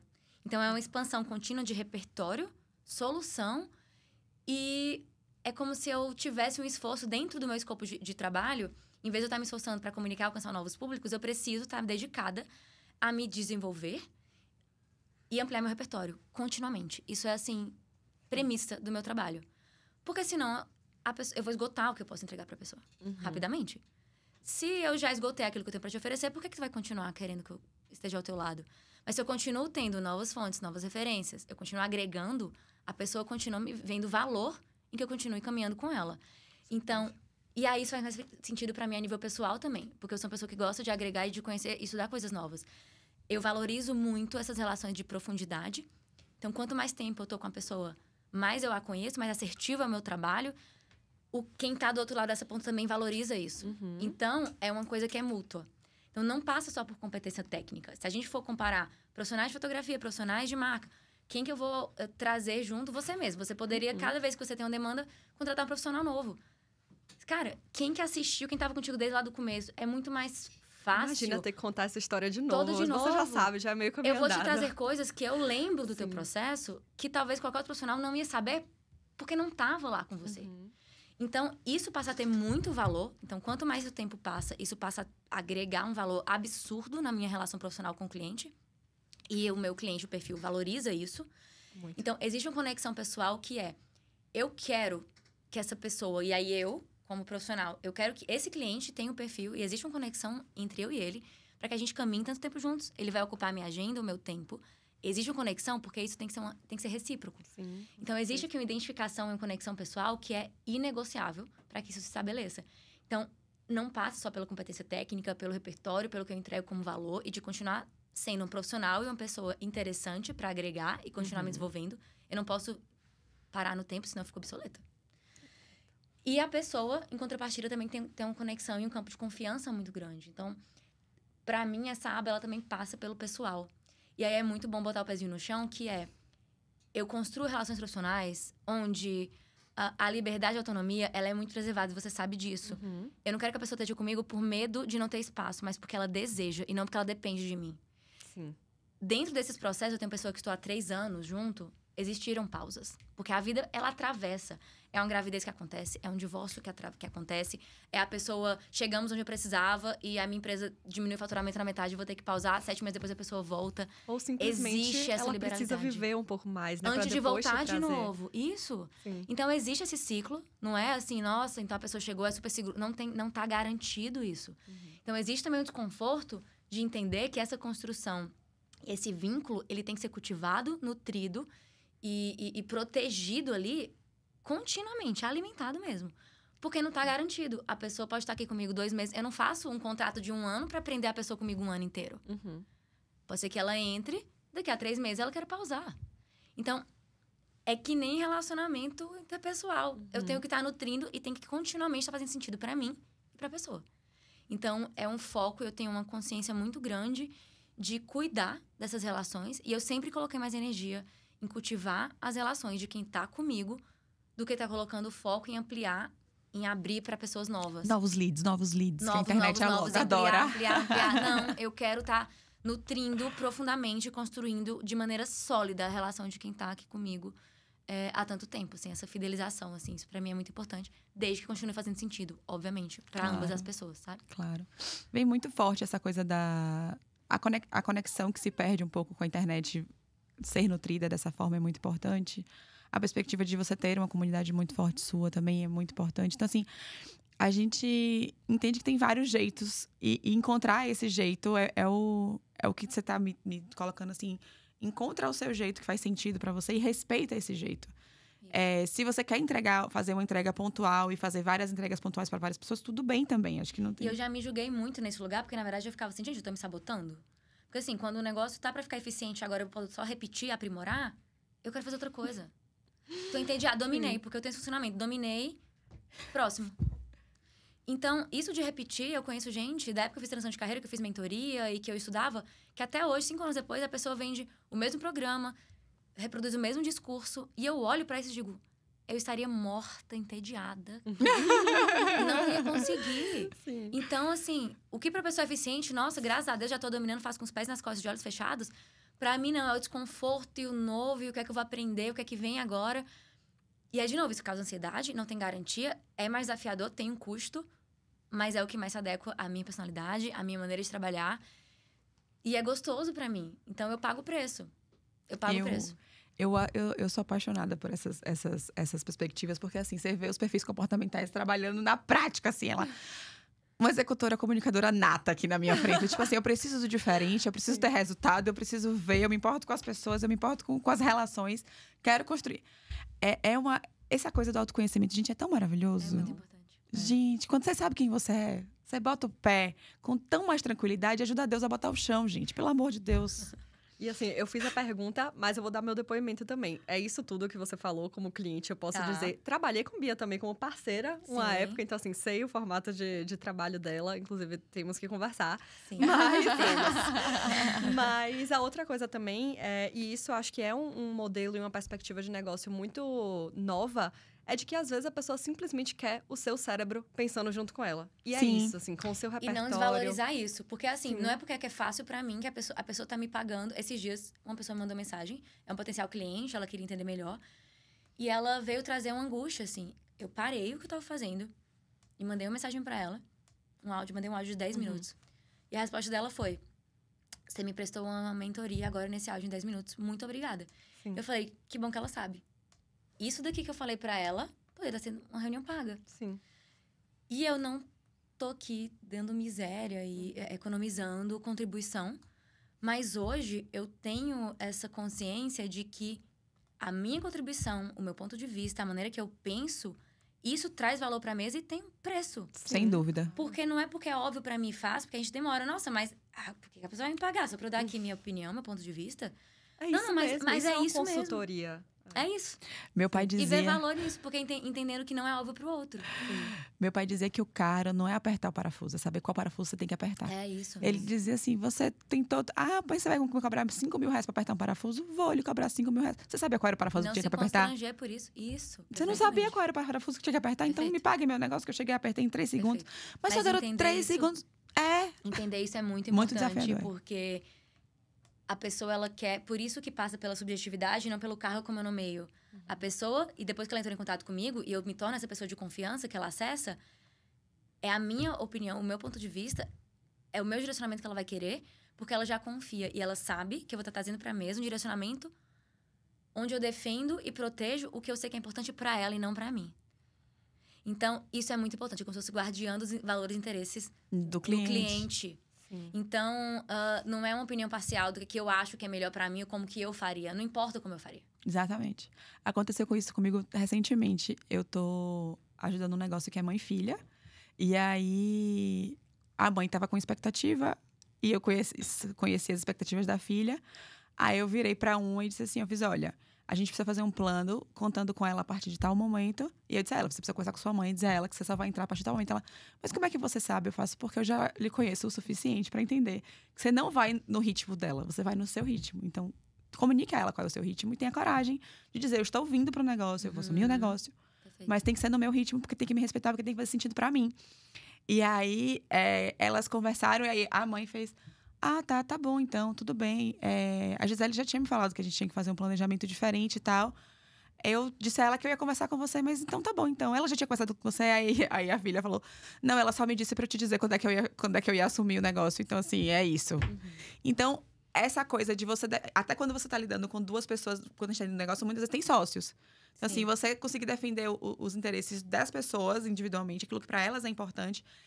Cuidando da coisa maior e mais importante, que é o negócio, que para elas duas é muito importante. Então, esse lugar de ser consultado, de ser uma opinião relevante, é uma responsabilidade gigantesca, porque a gente também tem que guardar essa coisa do impacto que repercute a nossa opinião. Sim. Não é só. Eu acho que a identificação, opinião. olhando também para esse lugar de confiabilidade, vem de valores que são representados. Porque como que eu vou buscar um lugar de confiança para falar sobre as minhas questões se essa pessoa parte de um universo, um conjunto de valores e uma visão de mundo completamente diferente da minha. Sim. Não vai rolar. Por isso que a conexão, ela passa pelo pessoal, não é só técnica. E outra coisa interessante também é, ouvindo você falar, a importância de você entender quem é o seu público, quem é Perfeito. a sua galera. Porque eu lembro que teve uma vez também que eu recebi uma demanda, pessoas que vieram querendo trabalhar comigo, e eu tentei repassar pra você, porque não fazia sentido pra mim naquele momento, e eu falei, Bia, o negócio é esse, e você virou pra mim e falou assim, Leti, muito legal, mas se eu pegar esse projeto agora, eu não vou ter espaço pra pegar projetos que, assim, realmente estão mais alinhados comigo. E na hora aquilo foi assim... Aquilo me abriu uma janela que eu não tinha identificado É o poder do ainda. não. O não é libertador. De, assim, você tem energia limitada, os recursos, né, de tempo, Cada projeto energia. que eu pego, eu tô abrindo mão de outros mais alinhados. Exatamente. E aquele cliente vai acabar trazendo outros parecidos. Uhum. Então, quando você vê, você tá construindo um negócio e trabalhando com rotina que não é... Eu construí um negócio e eu tô bem sucedida em torno de um projeto que eu não quero ser a dona. Uhum. Não tem a minha cara, não tem a rotina que eu quero, eu não trabalho com as pessoas que eu desejo. E aí você pensa assim, tá, agora eu subi essa montanha, agora eu preciso sustentar? Uhum. Porque a gente também fica preso do próprio sucesso, né? Sim. Então, Nossa. dar os nãos, muito interessante, seria incrível, mas não tá alinhado com o que eu desejo. Ai, tanta gente querendo abraçar o mundo. Não quero perder a oportunidade. Vou abraçar todos. Gente, você não precisa disso agora. Você não porque quer. dá medo Dá. também Sim. Dá. Se eu dissesse não, será que eu vou ficar sem trabalho? Uhum. E se não Sim. vierem os outros projetos? Sim. E aí vem, né? Eu preciso abraçar tudo pra garantir que eu vou ter resultado agora. Uhum. Vem a escassez, vem os medos e as inseguranças também na falta de garantia. Isso é bem forte também. Sim, com Né? certeza. Sustentar o não. Até porque empreender é aquela coisa que você nunca sabe qual é o de amanhã, O de a amanhã. certeza, assim, né? Você Isso nunca ainda dá uma sabe. bugadinha na minha cabeça até hoje. Dá. E assim, mas ao mesmo tempo, que é agora o que a gente vai entrar, que é sobre marca pessoal, é que assim, a consistência, né? Uhum. É a consistência que que traz esse lugar de segurança. É você conseguir construir um lugar que você se identifica, que você se reconhece, que você é consistente nele, ainda que você mude com frequência, você tem uma consistência ali. Você Sim. tem em você, que Sim. aquilo fica, né? Quando Sim. tudo muda, você fica. Então, uma coisa que a gente fala muito por aqui, que o seu trabalho representa muito bem, é que a carreira não é sobre só o que a gente faz, mas como a gente se mostra para o mundo. E isso passa diretamente pela autoexpressão. Para você, o papel da autoexpressão dentro da construção da sua carreira, de uma carreira, como é que você acredita nisso hoje, que você já tem 5 anos nesse mercado? Sim. Eu acho importante a gente pontuar, assim como eu falei, né, da função do trabalho diferente, eu não acho que a autoexpressão, ela é uma função para toda a carreira. Eu não acho que todo mundo tem que ter um trabalho autoexpressivo. Imagina a pessoa que tá ali...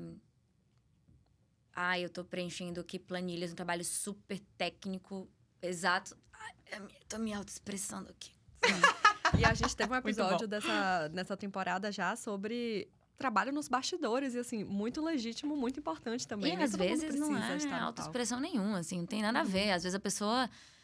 A função do trabalho na vida dela é moeda de troca para dar função e a ela ter essa realização na vida e na família. Às vezes a realização, a autoexpressão da pessoa tá na maternidade dela, tá no casamento, tá nos projetos voluntários, tá no hobby, no esporte.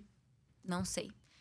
É muito nítido para mim que muitas características minhas, quando eu estudava para concurso e eu não tinha noção naquela época, eu tava no direito, a autoexpressão, ela tava na vida, assim. E quando eu fiz a transição, isso se deslocou pro trabalho e colou, assim, casou muito. Então, assim, pra minha carreira, isso é importante. Inclusive, acharia muito mais fácil se não fosse. Porque quando eu entendi que o trabalho pra mim... E aí, onde muita gente fala que é uma coisa... É porque não é comercial, é mais artístico. Porque mesmo a fotografia, tem uma fotografia que é extremamente comercial. Não é autoexpressivo. A minha escrita, a minha fotografia, as coisas que eu coloco no mundo, elas são muito autobiográficas. Uhum. Elas partem da minha experiência de vida. E por muito tempo eu julguei, eu não gostaria que fosse assim. Seria mais simples se fosse mais técnico, se fosse mais formal, se fosse uma coisa que não implica tanto e atravessa tanto a minha vida pessoal. Porque o custo disso é que quando a vida desmorona, respinga. E como que você administra isso? Se é tão autobiográfico, é expressivo e é uma primeira... Eu falo em primeira pessoa, trazendo a minha experiência, quando as coisas não vão bem, isso respinga no trabalho também. E eu gostaria de me implicar menos. Às vezes pegar lá, tem uma narrativa, tem um roteiro. Cara, só vai e fala, faz o que precisa ser feito. Me fere. É uma violência pra mim reproduzir determinadas coisas se eu não acreditar ou se eu não achar que, cara, esse não é o meu jeito de fazer. Eu não consigo fazer. Então, de novo, isso tem um custo, não é bonito, assim.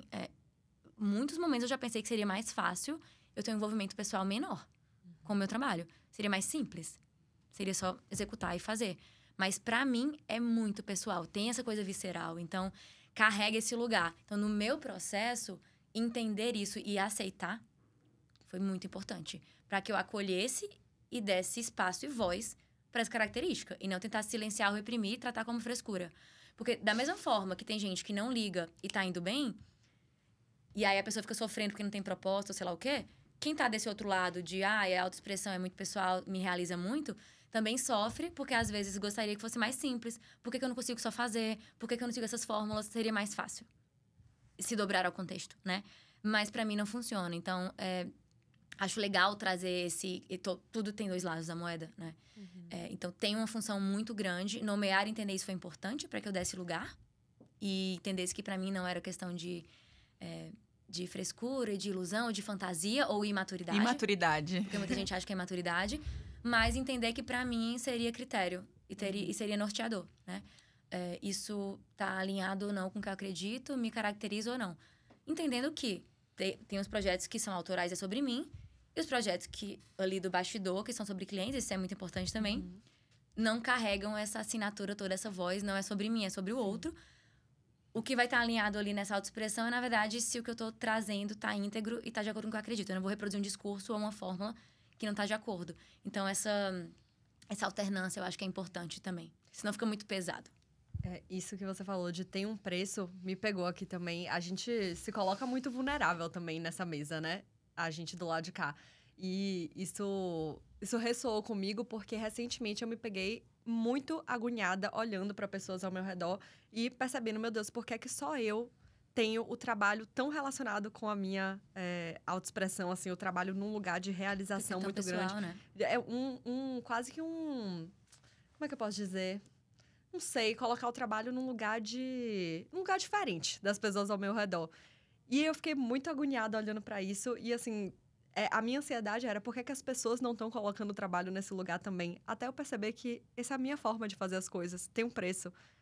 A forma das pessoas de querer separar o trabalho da vida é a forma delas. Tem um preço também. Preço, então, assim, é aquela coisa. Tudo é difícil, escolha o seu difícil. Tudo tem um preço. Escolha o seu difícil. Escolha o seu preço. Então, é muito interessante. Porque eu percebi que era essa a minha questão, assim. Mas eu julguei muito tempo. Porque as pessoas romantizam, é lindo, não sei o quê. Mas pra mim, é muito difícil.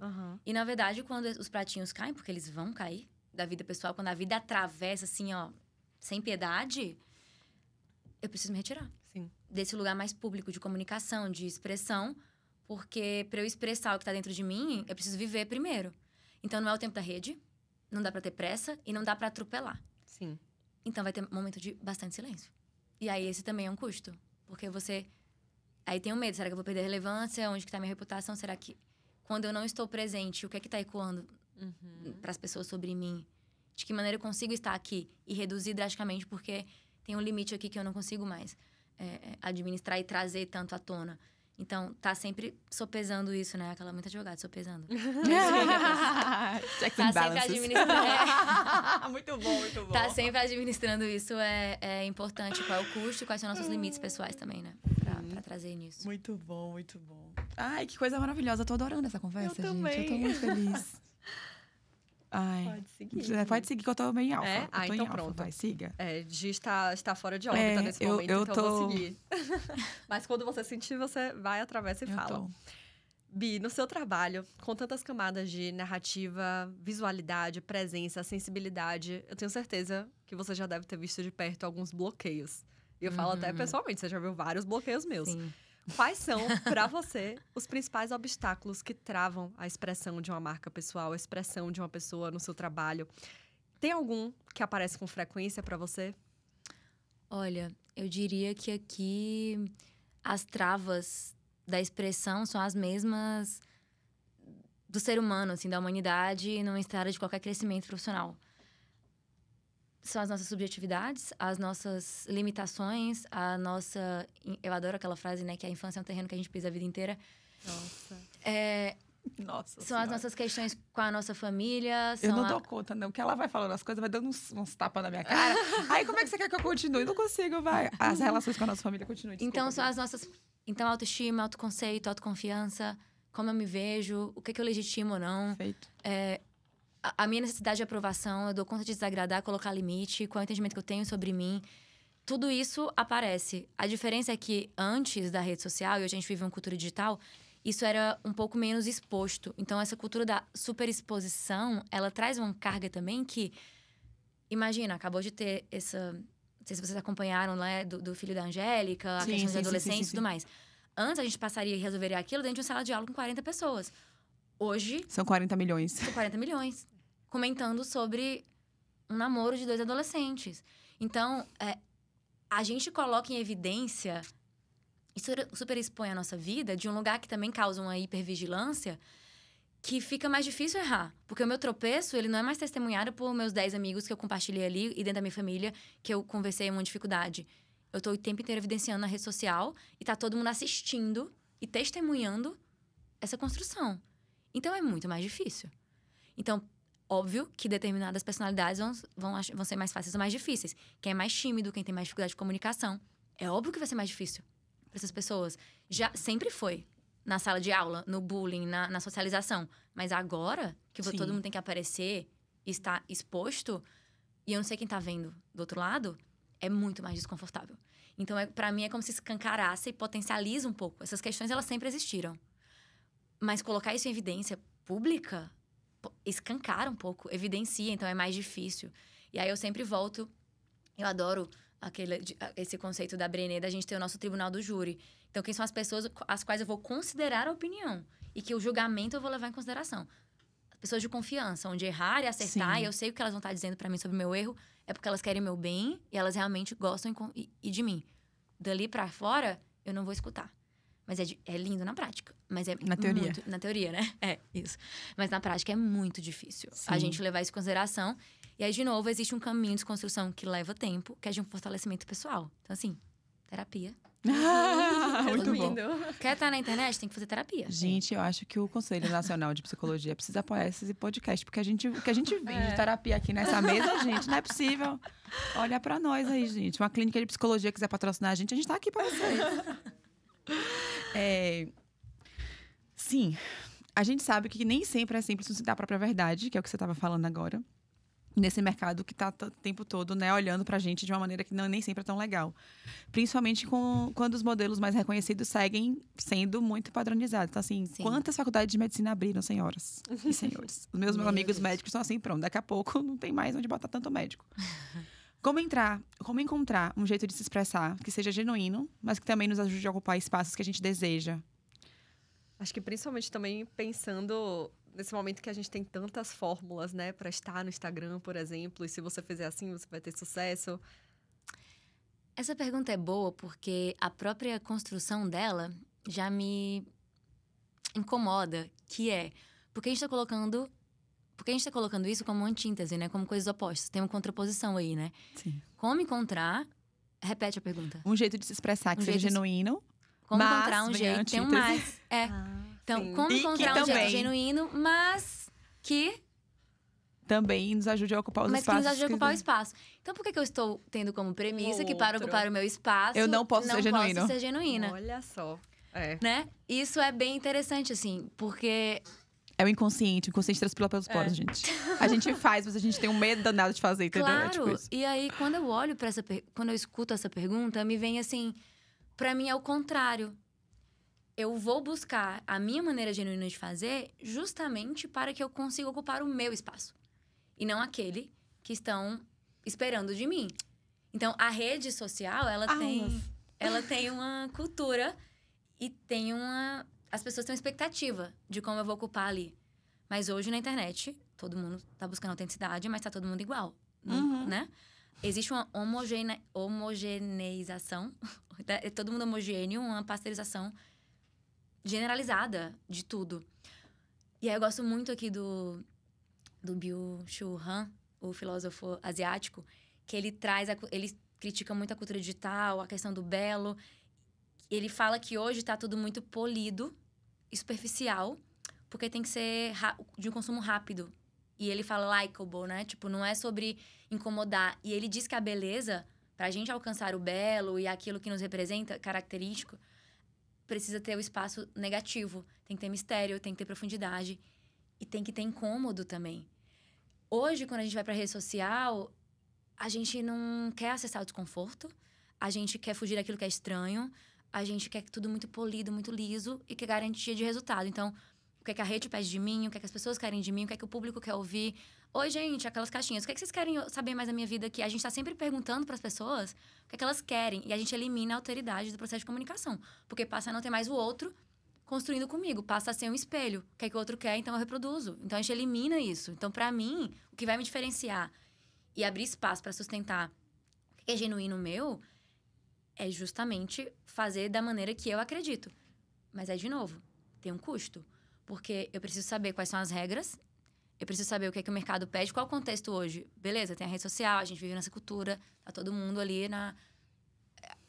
tudo super exposição do eu, né? Um grande estímulo ao narcisismo, a esse lugar do protagonismo, é tudo sobre mim. Mas, beleza, eu entendi quais são as regras, como tudo que funciona. Mas qual é a minha maneira de fazer?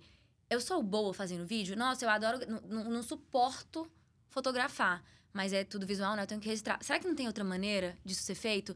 Por que isso tem um custo? Porque tem uma consequência. Mas pra mim, o custo de eu me dobrar ao modelo vigente pra me adequar a uma regra, é muito mais alto do que eu abrir mão daquilo que verdadeiramente ressoa, ou que eu sou boa fazendo, de fato. Então, às vezes, eu vou me beneficiar. Como agora a escrita, a newsletter tá em alta. Quem gosta de escrever vai se beneficiar.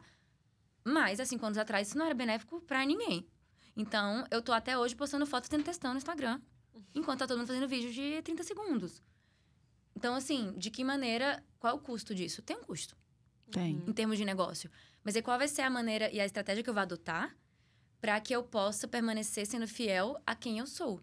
Então, se dessa maneira aqui não faz sentido para mim, eu não dou conta de fazer, quais vão ser as outras? No offline, nos relacionamentos, para evidenciar aquilo que é genuíno. Então, a minha visão é que a gente busca o que é genuíno pra gente para que a gente possa ocupar o nosso espaço. Que não vai ser o de todo mundo, não vai ser homogêneo.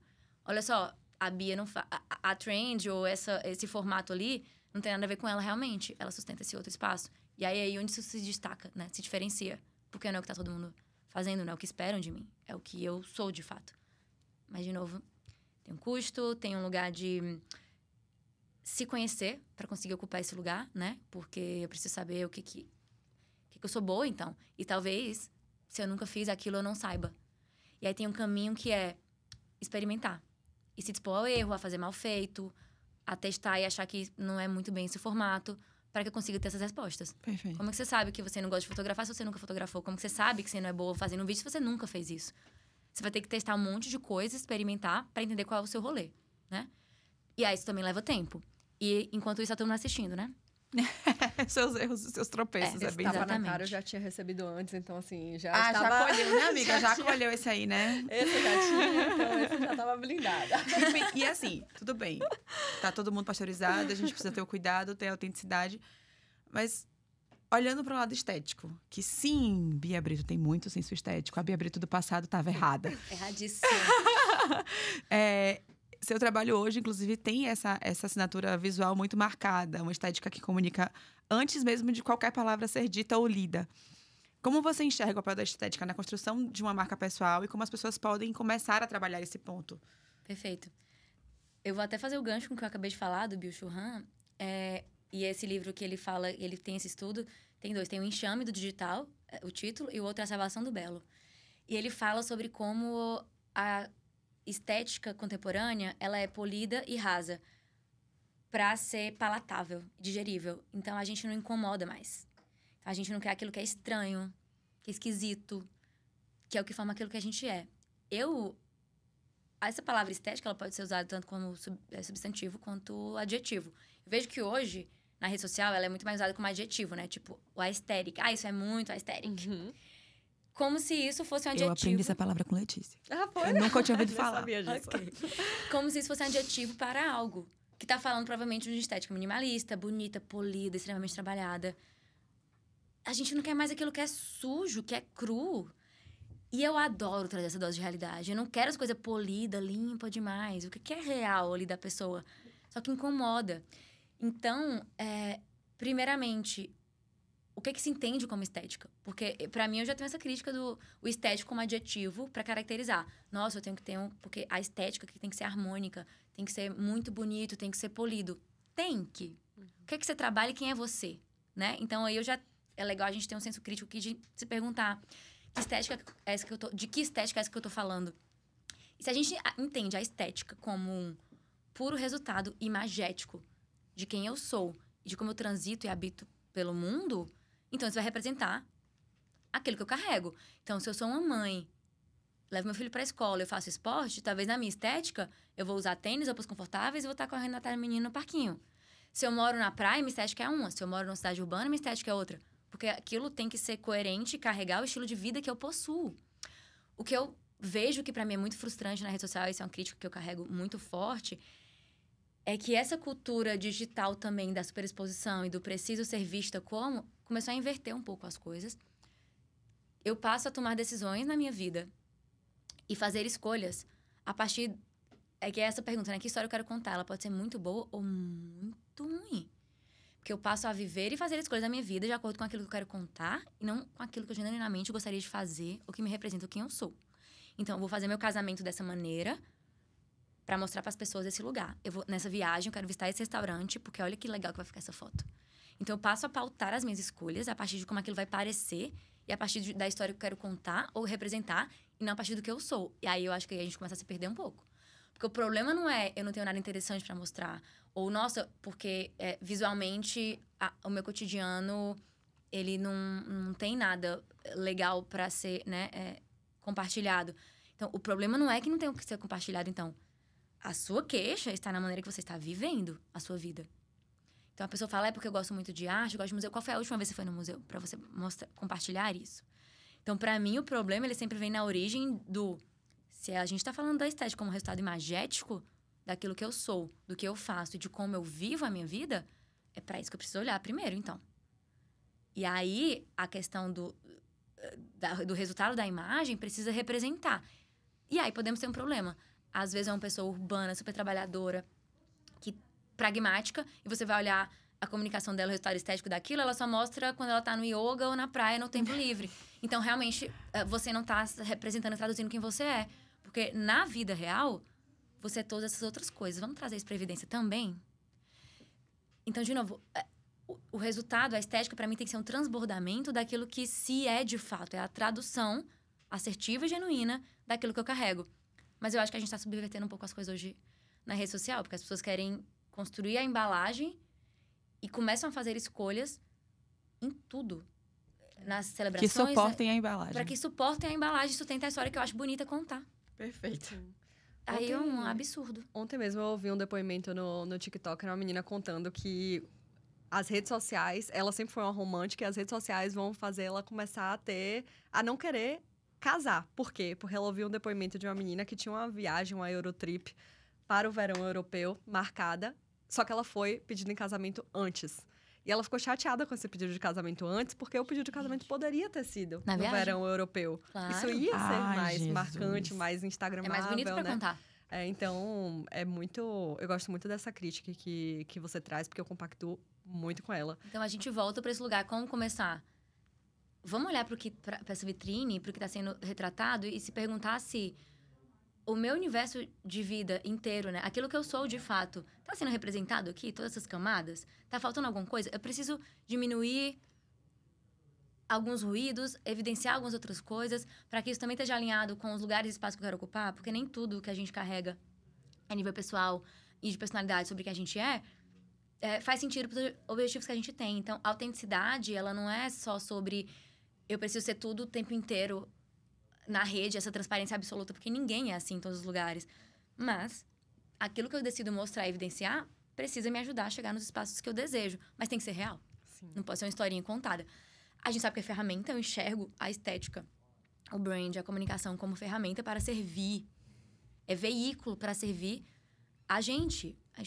Como que a gente vai estar se aprisionando, se colocando num lugar onde as minhas escolhas profissionais e de vida vão ser aprisionadas por esse brand book aqui. Sim. E aí eu conheço gente que só passa a comprar roupa das cores que estão lá na identidade visual, do design, e a vida que não sei o quê. O que é isso? Tu criou uma gaiola, né? Na tua existência.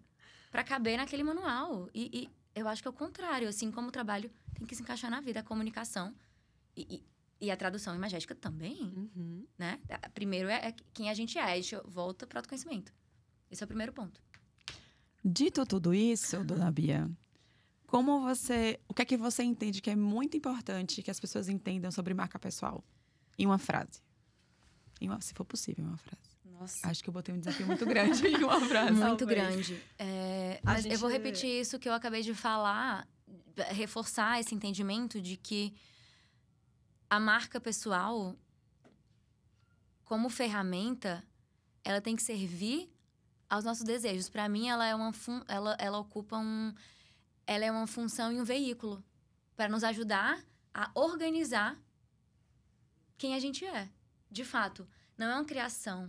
Óbvio que hoje, e aí não à toa a gente vê, não só na política ou na rede social, a gente forja personagens porque é eficiente e a gente sabe que dá resultado. E não à toa temos todo o marketing funcionando em torno disso, de criar narrativas, criar personagens. Mas a marca pessoal, se a gente entende que ela é um veículo, uma ferramenta para acomodar e me ajudar a organizar as informações sobre quem eu sou e me ajudar a ser percebida e ocupar os espaços que eu desejo, ela vai sempre servir a mim e não o contrário. Então, eu não vou deixar de fazer algo que eu genuinamente quero como trabalho ou espaço profissional, porque depois, como que eu vou contar isso? As pessoas não vão entender nada. Eu não vou nortear as minhas escolhas pautada em como que isso vai parecer para os outros.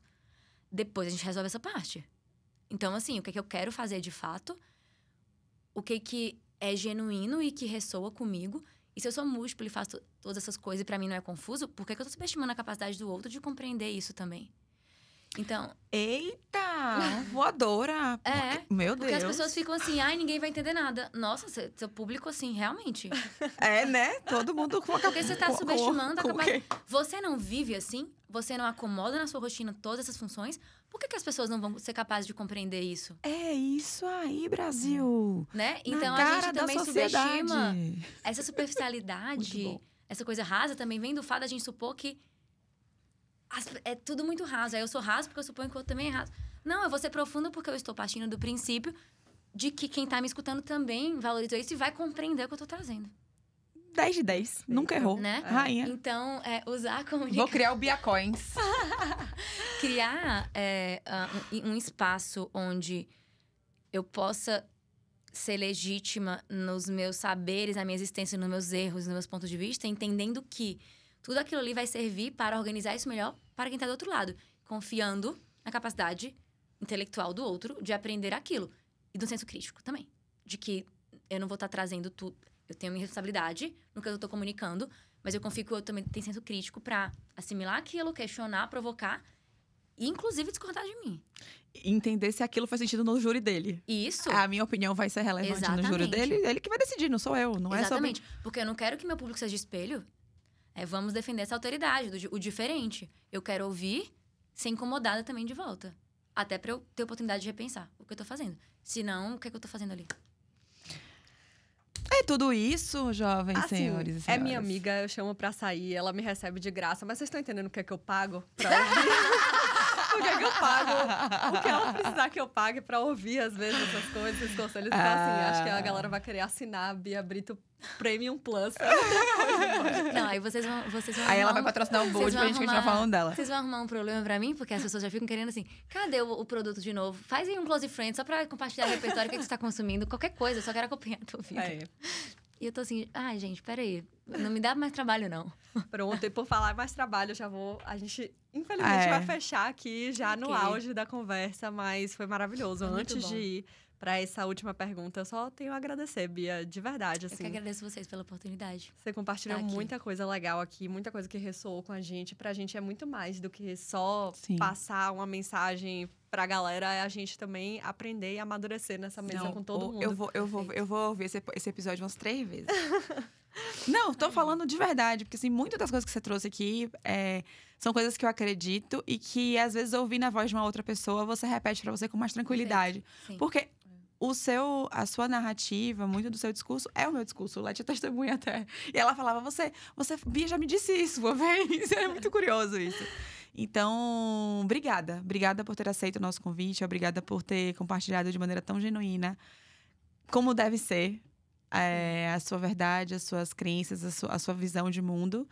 E espero que quando você mudar de novo, você venha, ou antes de você mudar de novo e tenha novas experiências, você volte aqui pro Bold, porque só fez somar e agregar muito com a gente. Obrigada de coração. Essa oportunidade foi muito especial para mim estar aqui, falar um pouquinho sobre a minha trajetória e ponto de vista.